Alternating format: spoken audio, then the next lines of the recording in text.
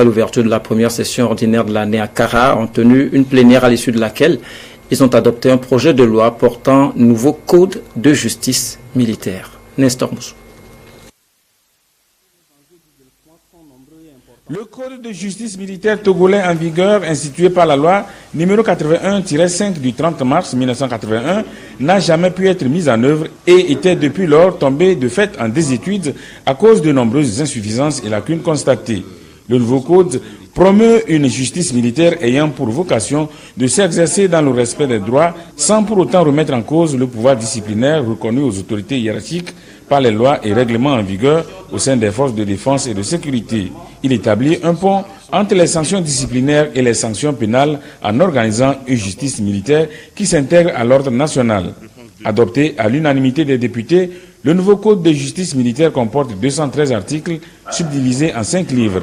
Les groupes parlementaires UNIR et ANC se réjouissent de cette adoption. Le code de justice militaire, qui trouve sa source dans notre loi fondamentale,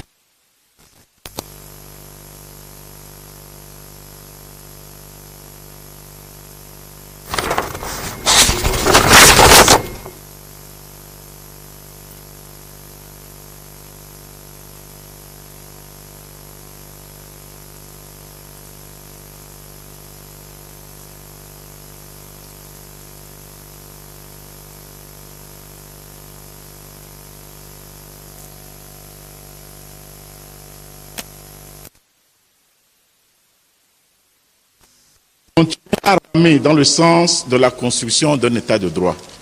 Dans cette logique, le groupe parlementaire UNIR jouera toujours sa partition. Nous avons voté le nouveau code de justice militaire, lequel code garantit les droits, la protection des droits de l'homme des militaires, également met fin à l'impunité que l'on dénonce à tort ou à raison en ce qui concerne le corps des agents de sécurité de notre pays.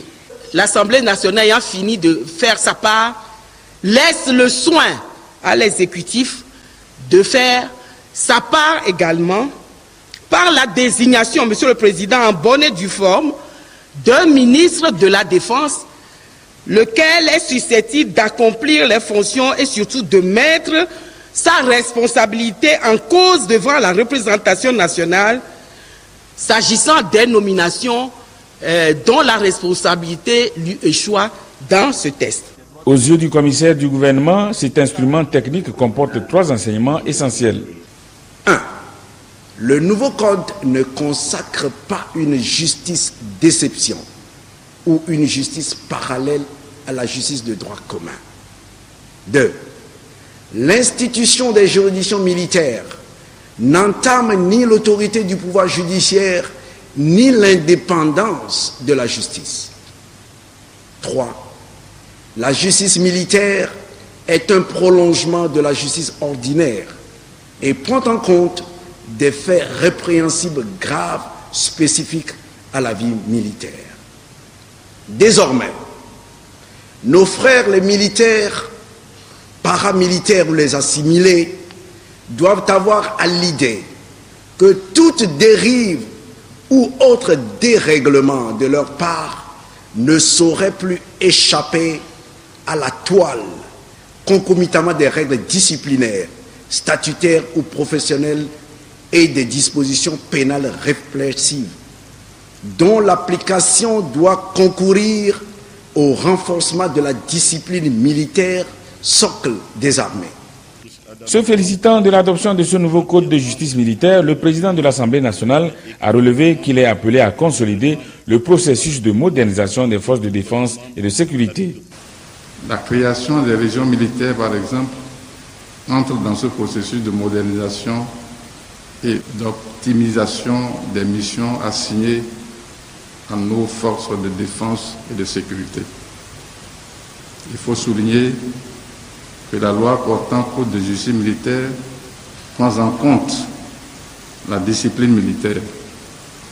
Discipline militaire indispensable au sein des forces armées de défense et de sécurité. Bien entendu, tout ceci s'exercera dans le respect des droits humains.